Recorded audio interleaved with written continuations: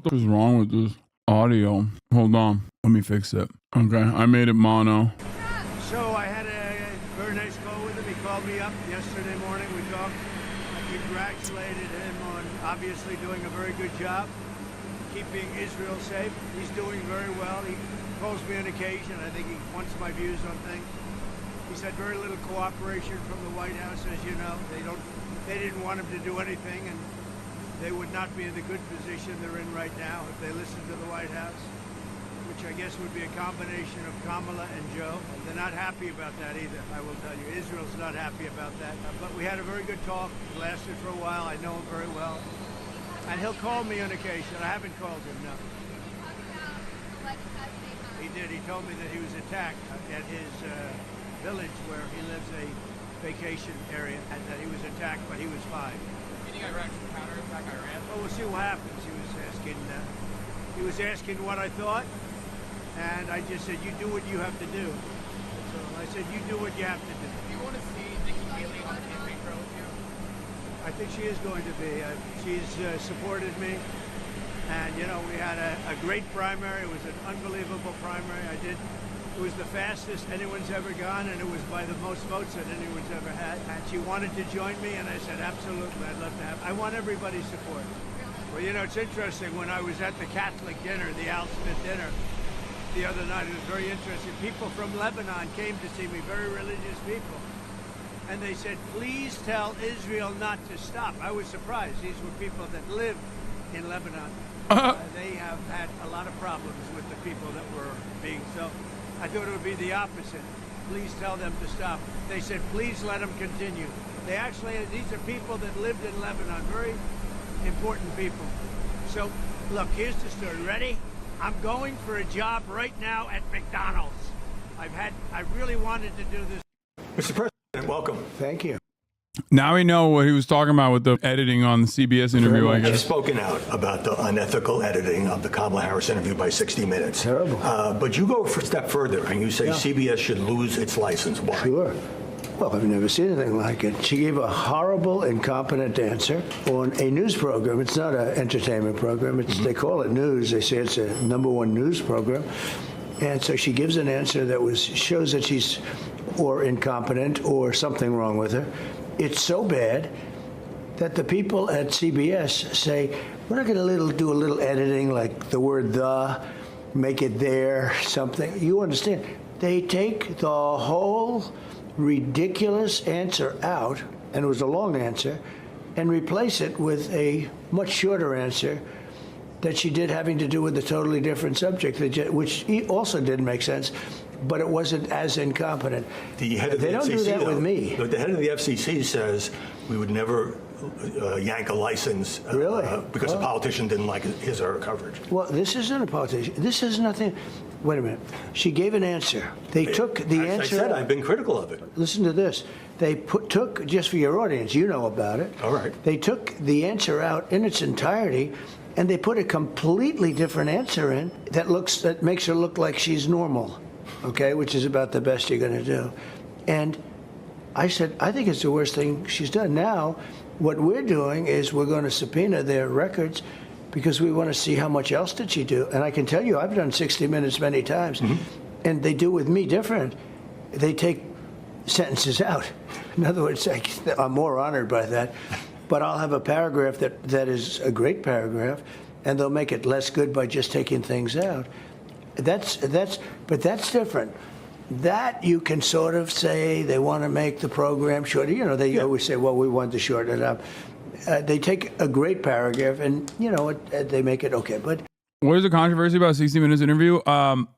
60 Minutes condensed Kamala Harris's word salad answers and had the longer version running, had the longer version run basically ahead of like the condensed version. So he's making a bigger deal out of it. So technically it's one of those things where it's like, it's not wrong. What he's saying is actually true. But it's not, overall, it's not that big of a deal. Like they do it all the time, which is ironic because he's also explaining how they do it all the time in the process of on CBS for doing it. We watched the 60 Minutes interview on the stream. with her, I never knew anyone would do this. They took the whole thing out and they put a whole new thing in.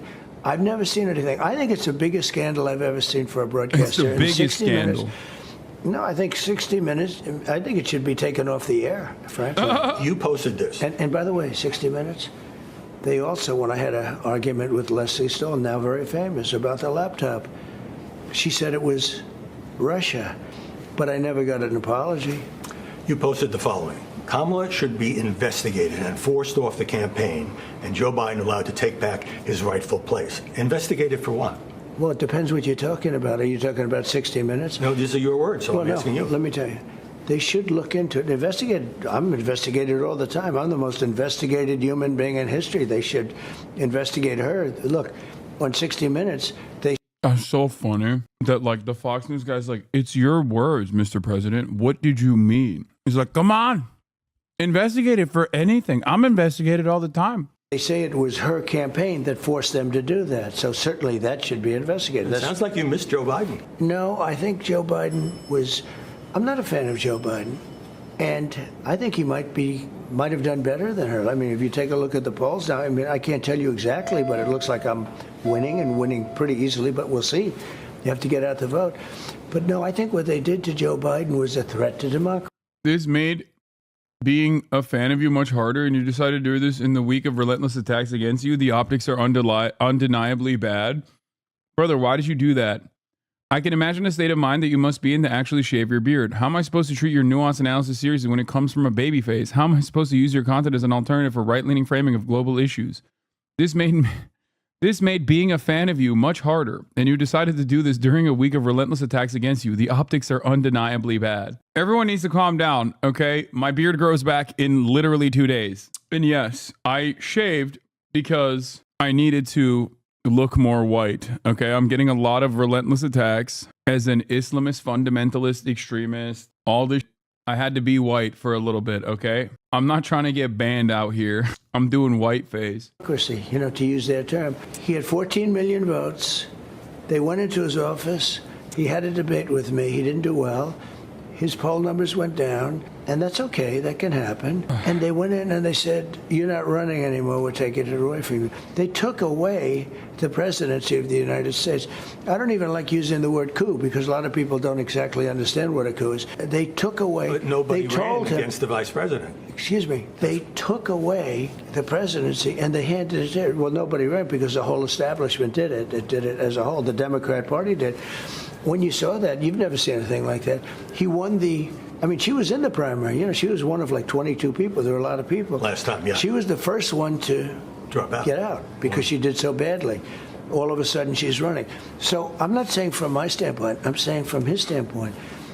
He's a very angry man. In fact, I think he probably likes me more than he likes her. But he's a very angry man right now. Let me ask you about Joe Scarborough, because on Bill Maher's show, he said his people, meaning your people, have said they're going to arrest my producers.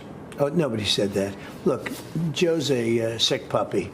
I know him well. He's a sick puppy. Nobody's going to do that. He's literally talking. This conversation started with him straight up saying that he is going to revoke the licenses of television networks that he perceives as biased against him. Okay. Now, yes, Joe Scarborough is exaggerating. Why would they ever arrest Joe Scarborough or his producers? Joe Scarborough is incredibly conservative. Joe Scarborough, ironically, is one of the last people that would be arrested in a situation like this. Unless I was president, where I definitely would arrest him. I used him beautifully. I dropped him because I thought he was very unethical, actually. But I dropped him. But I used him for 2016. And I do it from my ever apartment. Listen to him? Like, obviously you have like the classic almost sometimes on a daily basis. Why do you say that? And then everyone's because I watch him and what he says about me. What he says is so bad. And you have to understand. No, I was friendly with him and with Mika, but at a certain point, and it doesn't matter why, but I didn't want to do it anymore with them. And they're not too happy about it. No, but he says a lot of things like that. I think they're unethical, but who knows? I want to drill down on this question of retribution because against your political opponents, because you've had opportunities to walk that back. And my question is this: are you prepared to say now that you will not use law enforcement to punish or prosecute? Trump is such a dude. He literally said he was going to up and then never did. And even now, he's just like lying about how he's like, oh, I never even did lawfare against Hillary Clinton. It's like, yeah, you were for that. Like, that's why I voted for you illegally, dude. What the? For real, ass. Your political opponents. Excuse me. That's what they're using on me. Okay, so your stance is that they started it. Before you start this. Yeah, I got it. Howie, that's what they're using on me. I've got DAs, I've got everybody. They look at me. There's never been anything like this. The biggest case was the one down in Florida, and I beat it 100%. I won the case because we had number one, a brilliant judge, and a judge that moved rather rapidly, and I won the case. By the way, Biden had almost the same case, but he didn't have the Presidential Records Act because he wasn't the president, just to finish. And he got off on the basis that he's incompetent to say. He didn't, by the way. Essentially, that he's incompetent. And it was a strange ruling because they said, number one, he's incompetent, so he's not going to be. But the prosecutor actually said he's guilty, but he's incompetent. But they didn't say he couldn't be president anymore. That was his bigger problem for not being president. How can you not represent yourself in court because you're incompetent, but you're allowed to represent the United States of America? The whole thing is crazy. But no, they have weaponized government against me. But are you willing to use the same tactics? No, I don't want to do that because that's a bad thing for the country. I don't want to do that. I don't know who said. I haven't said that I would, but they have done it. I've got. This verbatim said, we have enemies amongst our ranks, the left, and that they need to be dealt with, maybe the National Guard, maybe federal law enforcement, or maybe just the police. But they have to be dealt with. The enemy within. That is, like, I paraphrased it a little bit, but almost verbatim, okay? Like, that wasn't, like, he said that. It's like, what the do you mean? Now he's like, oh, I didn't say it. I don't know where it's coming from. And it's like, no, you did, actually. Another straight Hitlerian moment for him, by the way. Yeah, on election day. Are you expecting chaos on election day? No, I don't think so. Not even this one. This is the votes for Trump. Oh, it is. But I'm just wondering if these outside agitators will start up on election day. Let's say you win. I mean, let's remember you've got 50,000 Chinese nationals in this country in the last couple of years. Yeah. You have people on the watch list, 350 in the last couple of years. You got, like you said, 13,000 and 15,000 rapists. Right. What are you expecting? Joe Biden said he doesn't think it's going to be a peaceful election day. Well, he doesn't have any idea what's happening in all fairness. He spends most of his day sleeping. I think the bigger problem is the enemy from within, not even the people that have come in and destroying our country. By the way, totally destroying our country. The towns, the villages, they're being inundated. But I don't think they're the problem in terms of election day. I think the bigger problem are the people from within. We have some very bad people. We have some sick people, radical left lunatics. And I think they're and it should be very easily handled by, if necessary, by National Guard, or if really necessary, by the military, because they can't let that happen. I love you more, but I... That's it, bro. What do you mean? Verbatim. He said, I'm going to stick the military on the left. And now he's like, I don't know where that came from. Who said it? I don't know. Must have been a handsome guy, whoever said it. Not me. But another handsome man. You might think it's me because he's so handsome when he said those words, but it wasn't me. Attorney generals, DAs, they're all right. You take a look in Atlanta. You're heavily with investigated. Fannie. Yeah. They with went Fannie and Willis. met with them. It's all coming out of the Justice Department. They have done something never done in this country before. Now, it's been done in a lot of other countries, third world countries, banana republics, but never done. So when you ask that question, you really have to start by saying, well, they've done it to you. No, I'm not looking to do it to them at all, because that is they have set a very bad precedent, however. You talk about the enemy within. There's enemies, America's enemies outside. The enemy within is a pretty ominous phrase if you're talking about other Americans. I think it's accurate. I think it's accurate. Who are you talking about? Who's And, the enemy? I heard that. They say, oh, the enemy. On the outside, you have Russia, you have China, you have a lot of different groups. If you have a smart president, they can be easily handled. I handled them. We had no wars. We had no wars. The only thing I had was ISIS, and I defeated them in like record time. They were gone. But I started no wars. The outside people, the so-called enemies, if they're enemies, and they might not be enemies, if you have a smart president, they can be handled. But when you have people investigating my campaign, when you have people, you know, they spied on my campaign, how you understand that. That's been proven. But they spy on your campaign. The Russia hoax was all made up, and now it's acknowledged that it was made up. All of these different things. You have the 51 different agents saying it was from Russia, and now they all say it wasn't from Russia. Okay, so we were lying. Many other things, many. I could go, you just don't have enough time. But what they've done is so terrible. Who's ever heard of anything like this? Adam Shifty Schiff, he's a crooked guy. He's a crooked politician, 100%. And he's going to be a senator now. Can you believe it? But again, he's a political opponent of yours. He's not. An enemy? No, he's a. Well, he is. Of course, he's an enemy. He's an enemy. He wanted to put my son in jail, and my son didn't even know what he was talking about. He wanted to put my son in jail on a scam that he made up called Russia. He, Hillary Clinton, and a group of people made up a scam. And they came out of a room and they said, Donald Trump Jr. will be going to jail over this. And my son called me and said, what did I... Not Donald Trump Jr. Oh, man. That's my favorite of the Trump children. do? He knew nothing about Russia. It had nothing to do with him. Think of how bad you have to be when you say you're going to put any son, not just, a president's son, but any son, you're going to put somebody in jail on a scam that you knew was made up by you. That's an enemy from within. That is a threat to democracy. These are bad people. We have a lot of bad people. But when you look at Shifty Schiff and some of the others, they are, to me, the enemy from within. I think Nancy Pelosi is an enemy from within. She lied. She was supposed to protect the Capitol. She said that to her daughter just recently. It was found on the tape from her daughter, who's a documentary maker. She said, this is my responsibility. She admitted it.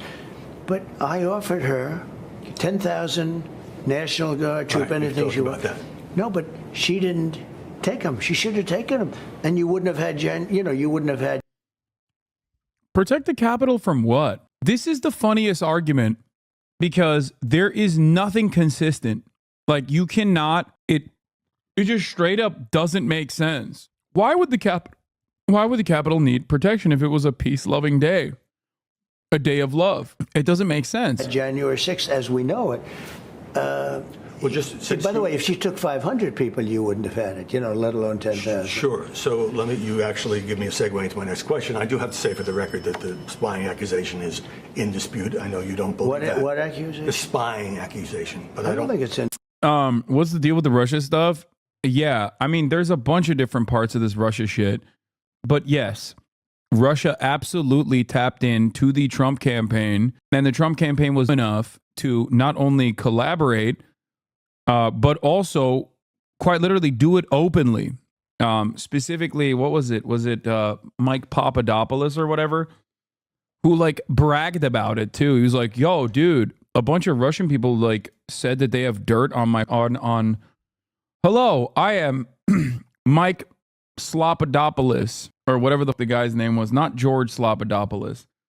No, it's not Paul Manafort. It was the guy with the Greek last name. Anyway, he just straight up was like, what was the dude's name? He was like a low-level guy on the campaign, but he was stupid enough. Okay, not a single person has actually said the name correctly. Oh, it was George Papadopoulos. Okay, so that last name wasn't incorrect. All right, so George Papadopoulos is caught talking to, at a bar to a bunch of Australian nationals, flexing on them, saying, I have dirt on the Clinton campaign that a bunch of Russians gave me. That was the red flag that understandably caused the intelligence agencies to go, what the do you mean? So they conducted an investigation to see if Russia was actually trying to directly work with the Trump campaign. They found plenty of evidence that, yes, in that process, there were a lot of foreign nationals that were absolutely trying to collaborate with the Trump campaign. Ultimately, the most significant aspects of this collusion did not even occur directly with a relationship with the Trump campaign and Russia.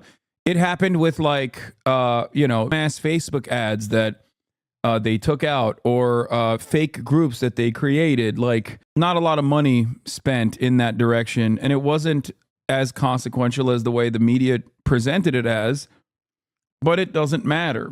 And ultimately, it was, silly shit that the American liberals greatly exaggerated in an effort to say, oh, Russia's the reason why Hillary Clinton lost, and that like Russia's in the pocket for Trump, and that Trump is having over and over again. They literally pointed to Russia and Russian involvement for every damn thing. A lot of liberals lost their minds. A lot of Blue Anon lost their minds in that process.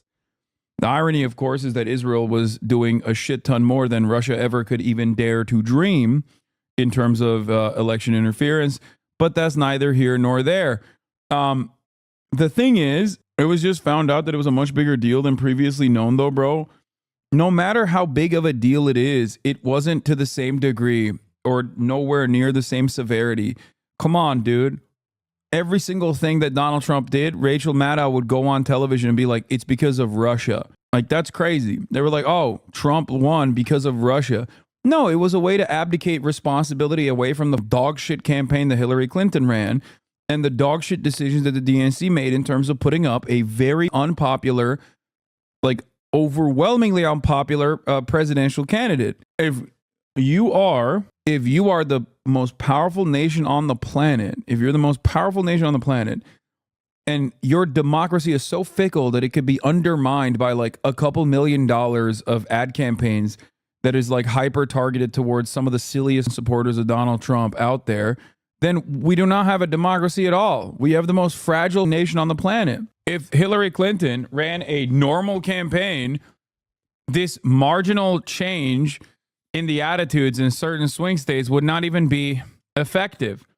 Now, the other part of the problem is that Kamala Harris is kind of doing a repeat of this right now in terms of like running to the middle as hard as possible and just kind of, I don't know, presenting herself as like someone who is very close to Joe Biden when Americans are like, I hate Joe Biden. We were excited that you're not Joe Biden. The most consequential aspect, in my opinion, like the most singular consequential aspect also did not come from Russia.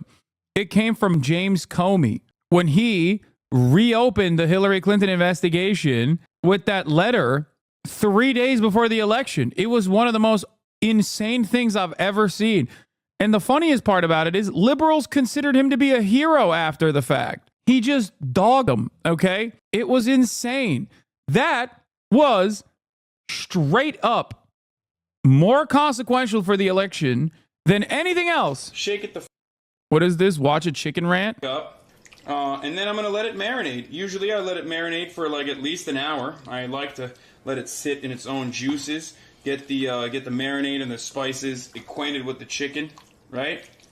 You know, let it have time to get to know one another and ask each other if they're going to vote for Joe Biden after years and years and years of Democratic incompetence. Like, are they still going to let go of all their principles and vote for Joe Biden? Why? Because obviously there's no third party alternative. What am I going to do? Vote for Howie Riva at the PSL? Obviously not. That's literally throwing your vote away and giving a false sense of hope to some random crank usually. Oh, I know a lot of tankies are going to get mad at me, but I'm still talking about the chicken and the experience that the chicken is having with the sauce that I'm mixing the chicken with, okay? The chicken and the sauce get acquainted and they learn about each other's politics, and before you know it, the sauce is radicalizing the chicken, and the chicken is feeling like, you know, maybe Medicare for all could happen.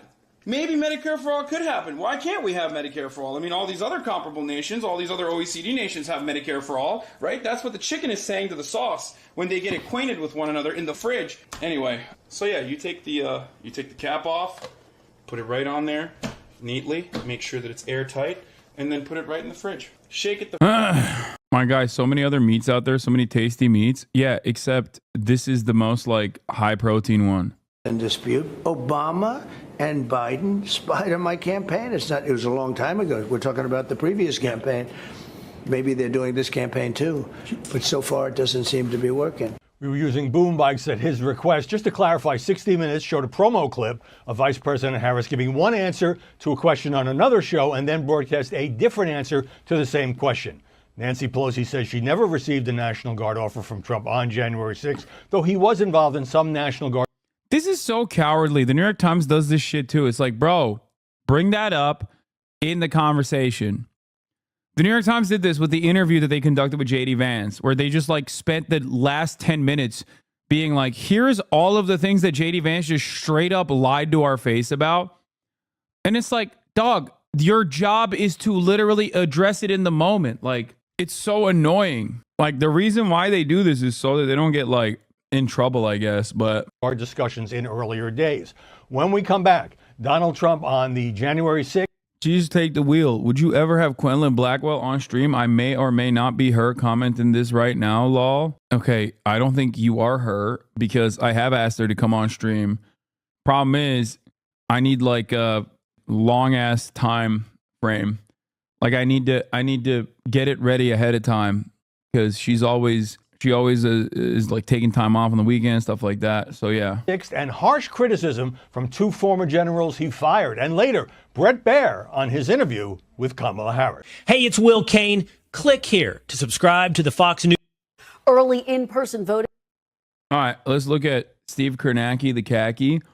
Trump is doing a town hall again. Yeah, I'm probably not gonna watch that. I might go dive into SNL and then the Quen video. Began Saturday in Detroit, and both former President Trump and Vice President Harris campaigned in Michigan this weekend. I'm joined now by national political correspondent Steve Kornacki for more on where the race stands. Steve, I know you are looking at the battleground states today. Yeah, Kristen, and looking at the one you just mentioned, Michigan, look, this is our running average of the polling averages in the battleground states. They're all close, but what's the closest right now? Look at that. Michigan, the average there. Harris, by 1/10 of 1 point. Really doesn't get closer than that. So let's dive into Michigan, what we're going to be looking at in the home stretch and on election night. And the key thing with Michigan, of course, go back to the last election. You just heard from Barack Obama there. Before Donald Trump came on the scene, Barack Obama and the Democrats won Michigan handily. Trump, of course, flipped it barely in 2016, and then it moved a little bit back to the Democrats in 2020. But the key is between 2012 and 2020, the Trump era, the state as a whole got a lot less Democratic. So keeping that in mind, we've split it into three categories here. Take a look. One way to think about it. One is, despite the state getting less Democratic, there are 9 counties that got more Democratic in the Trump era. Look at this. From 2012, Barack Obama won this collection of counties by 6. By 2020, it was a 14-point Biden blowout. There's only 9 of them, but they are 1/3 of the state. Each one of these has a higher share of white voters with college degrees than the statewide average. We talk about that a lot as the core Democratic base these days. You see it in these counties you got highlighted here. Next year, these are places where Trump made gains between 2012 2016 and where he held those gains in 2020. And you do see geographically, it's a fair amount of the state, but population wise, this is only 15% of the state. Some of the movement in some of these counties isn't that significant, but in others, talk about like Genesee County where Flint is, Democrats were winning by 30 when Obama was the candidate. Now the Democratic margin down to like 10. Can Trump squeeze more out of this population wise, relatively small share of the state? And then this is half the state. In terms of where the vote is, these are places where Trump made gains, sometimes big gains in 16, then lost ground in 2020. This, I think, is where the state's going to be won or lost. Look at like Saginaw County here, where the city of Saginaw is. This is sort of a core, swing county. We're going to talk a lot about that on election night. You've got just outside Detroit, Macomb County. Michiganders in the chat, where are you at? Good luck convincing any singular Michigander in this chat that is not going to be voting for Kamala Harris come November to actually vote for Kamala Harris. There's a lot of firm, committed, single issue voters with a fairly valid single issue. There's a bunch of other stuff that you can get mad at Kamala Harris over, but like, especially in Michigan, I doubt that it's Kamala's race to lose, okay? All she needs to do is spend, I guess, every waking moment from here on out until November basically saying that she's going to arrest Benjamin Netanyahu or something, Do you think the media has an incentive to make the race seem as close as possible in the lead up to the election because it drives ratings? But they don't do that in other elections. This is closer than every other election. In terms of the 7 swing states, like, it's literally closer than every swing state is in the margin of error. It's crazy. Yeah, I saw the zone of interest tweet. We'll cover it in a little bit. The old blue-collar, big suburbs of Detroit. Obama won them. Trump won them by double digits in 2016, then gave back ground in 2020. That's a key one. And then the city of Detroit itself in Wayne County, the biggest. How are you going to cover the election? Are you going to make a custom set? Like, do it somewhere else or at home. Same stream like last year.